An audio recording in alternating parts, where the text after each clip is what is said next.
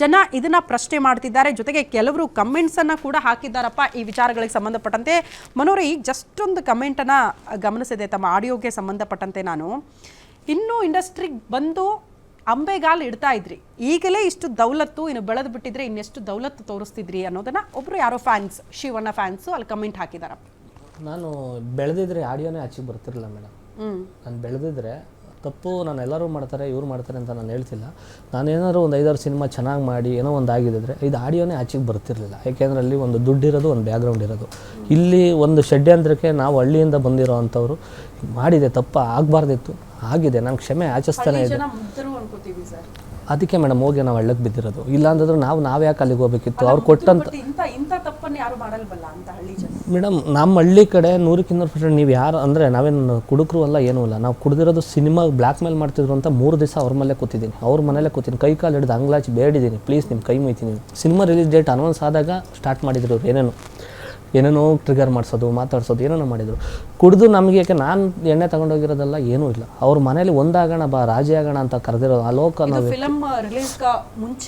ಮುಂಚೆ ಆಗಿರೋದು ಮೇಡಮ್. ಮುಂಚೆನೇ ಎಲ್ಲ ಡಾಕ್ಯುಮೆಂಟ್ಸ್ ಮಾಡಿದ್ದಾರೆ. ಏನಂದರೆ ಒಂದು ಅತ್ಯಾಚಾರ ಅಂತ ಕೊಟ್ಟಾಗ ಸಿನಿಮಾಗೆ ಏನಾರು ಪಾಸಿಟಿವ್ ಆದರೆ ಕಷ್ಟ ಅಂದ್ಬಿಟ್ಟು ಆಡಿಯೋನು ರೆಡಿ ಮಾಡಿದ್ದಾರೆ. ಅವ್ರಿಗೆ ಬೆಂಬಲವಾಗಿ ಯಾರೂ ಇಲ್ಲ. ಯಾಕೆಂದರೆ ಅವ್ರೇನು ಹಿಂದೆ ಮುಂದೆ ನಮ್ಮ ಒಂದು ಜರ್ನಿ ನೋಡಿ ಅತ್ಯಾಚಾರ ಆರೋಪ ಪಾಸಿಟಿವ್ ಆಗುತ್ತೆ. ಆ ಪಾಸಿಟಿವ್ ಆಗಿಲ್ಲ ಅಂದರೆ ಏನಾರು ಸಿನಿಮಾ ಪ್ರಚಾರ ಸಿಕ್ಬಿಟ್ರೆ, ಸಿನಿಮಾ ಓಡ್ಬಿಟ್ರೆ ಏನು ಮಾಡೋದು ಅನ್ನೋದು ಆಡಿಯೋ ಸುಮ್ಮನೆ ಒಂದು ಆಪ್ಷನ್ ಆಗಿ ಇಟ್ಕೊಂಡಿದ್ರಂತೆ. ಇದೇನಾರ ನೆಗೆಟಿವ್ ಆದರೆ ಇದು ಬಿಡೋದು ಬೇಡ, ಇದೇನಾರ ಜನ ನಮಗೆ ಉಗಿಯೋಕ್ಕೆ ಸ್ಟಾರ್ಟ್ ಮಾಡಿದರೆ ಇದನ್ನು ಬಿಡೋಣ ಅಂತ ಪ್ಲ್ಯಾನ್ ಮಾಡಿ ಇಟ್ಕೊಂಡ್ರು. ಅದರಲ್ಲಿ ಅಲೋಕ್ ಅನ್ನೋನೊಬ್ಬ, ಶಿರೋದನೊಬ್ಬ, ಅವ್ರು ಏನು ಆಡಿಯೋ ಬಿಟ್ಟಿದ್ದಾರಲ್ಲ ಅವರ ಹಿನ್ನೆಲೆ ಒಂದ್ಸತಿ ಅವ್ರ ಜರ್ನಿ ನೋಡಿ, ನಮ್ಮದು ಒಂದು ಸತಿ ಜರ್ನಿ ನೋಡಿ, ನಾವು ಏನು ಜರ್ನಿಗಳು ಏನು ಕೆಲಸ ಮಾಡ್ಕೊಂಡು ಬಂದಿದ್ದೀವಿ ನೋಡಿ. ಅವ್ರು ಇದುವರೆಗೂ ಏನೂ ಮಾಡಿರೋದು ನಾನು ನೋಡಿವಿಲ್ಲ. ಅವ್ರು ಆಡಿಯೋ ವಿಡಿಯೋನೇ ಒಂದು ಮಾಡಿರೋದು ಇದುವರೆಗೂ ಸಾಧನೆ. ಅದು ಬಿಟ್ಟರೆ ನಾವು ಅವ್ರು ಏನೂ ಮಾಡಿಲ್ಲ.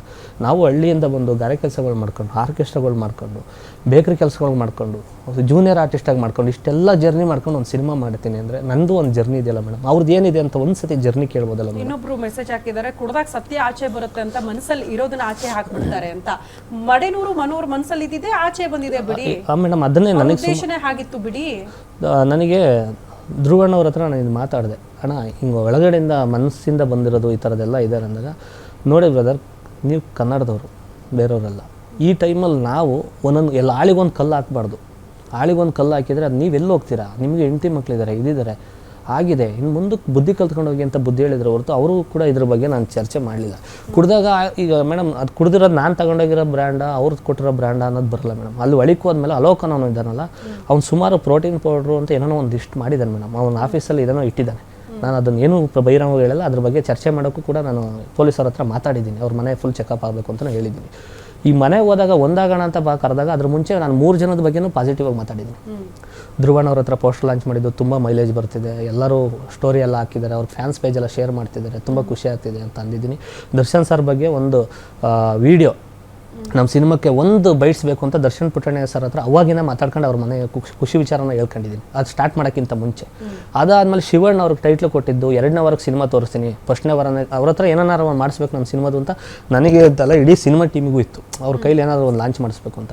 ಬಟ್ ನಾವೇನು ಪ್ರೂವ್ ಮಾಡ್ದಲೇ ಅವ್ರ ಹತ್ರ ಲಾಂಚ್ ಮಾಡ್ಸೋಕ್ಕಿಂತ ಒಂದು ವಾರ ಒಂದು ಒಳ್ಳೆ ಒಪಿನಿಯನ್ ಬಂದಾಗ ಶಿವಣ್ಣವ್ರ ಹತ್ರ ನಾನು ಲಾಂಚ್ ಏನಾದ್ರು ಒಂದು ಸಿನಿಮಾ ತೋರಿಸ್ಬೇಕು ಅನ್ನೋದು ಇವೆಲ್ಲ ಖುಷಿ ವಿಚಾರ ಹೇಳಿದ್ದೆ.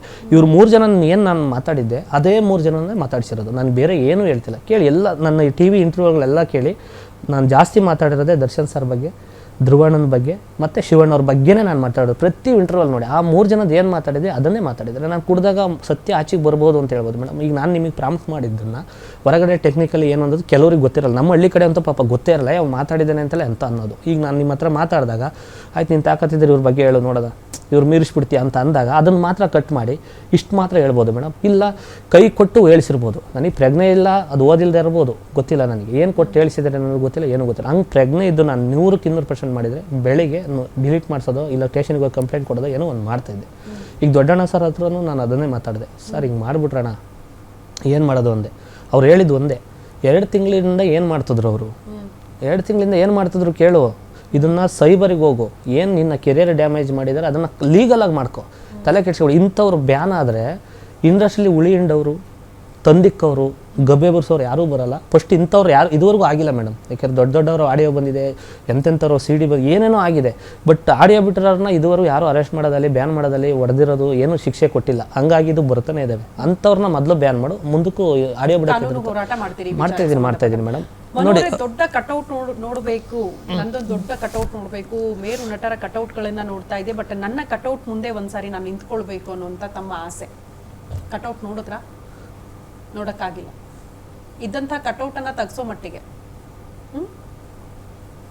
ಹೆಂಗಿತ್ತು ಆ ಕ್ಷಣಗಳು ಅಂತ ಅದನ್ನ ಹೇಳೋಕ್ಕೂ ಬೇಸರ ಆಗುತ್ತೆ ಬಿಡಿ. ಆಸೆ ಪಟ್ಟಿದ್ದು ಕಣ್ಣು ಮುಂದೆ ಇದೆ, ಸಿಗ್ತಾ ಇಲ್ಲ ಅಂದಾಗ. ನಾನು ಕಟೌಟು ನಾಳೆ ಅನ್ನೋ ಟೈಮಲ್ಲಿ ನಮ್ಮ ಹೆಂಡ್ತಿಗೆ, ನನ್ನ ಮಗುಗೆ, ನಮ್ಮ ತಾಯಿ, ನಮ್ಮ ಅಜ್ಜಿಗೆಲ್ಲ ಒಂದು ಹೊಸ ಬಟ್ಟೆ ಎಲ್ಲ ತಂದಿದೆ. ಕಟೌಟ್ ಮುಂದೆಲ್ಲ ನೀವು ಪೂಜೆ ಮಾಡಬೇಕು, ಅದ್ರ ಮುಂದೆ ಫೋಟೋ ಎಲ್ಲ ತೆಗಿಸ್ಬೇಕು, ಅವ್ರ ಕೈಲೆಲ್ಲ ಸೆಲೆಬ್ರೇಷನ್ ಮಾಡಿಸ್ಬೇಕು ಅನ್ನೋದು ಸುಮಾರು ನಾನೆಲ್ಲ ಒಂದು ಕನಸು ಕಟ್ಕೊಂಡು ಎಲ್ಲ ಮಾಡಿದ್ದೆ. ನಾಳೆ ಅನ್ನೋ ಟೈಮಲ್ಲಿ ಇವತ್ತು ಅರೆಸ್ಟು, ಅಲ್ಲಿ ಕಟೌಟ್ ಆಗ್ತಿದ್ದಾರೆ, ನಾನು ಜೈಲಲ್ಲಿ ಅನ್ನ ತಿಂತಿದ್ದೆ. ಅದು ತುಂಬ ಮರೆಯಲಾಗದಂಥ ಘಟನೆ.